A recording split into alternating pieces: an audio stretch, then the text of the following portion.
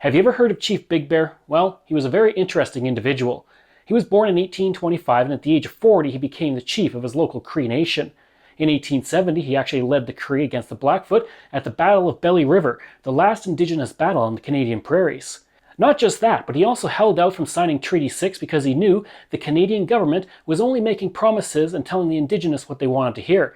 He held out as long as he could, and eventually he would sign Treaty 6 because his people were starving and they needed food. In the 1885 rebellion, Chief Big Bear and the Cree had a very small role, and they would actually be at the Frog Lake Massacre, and Chief Big Bear did everything he could to stop the violence. But it didn't matter to the government. They saw Chief Big Bear as an inciter of the violence, and he would be put on trial for treason.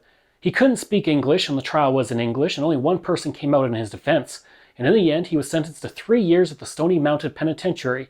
He'd only served 2, and he would die on this day in 1888.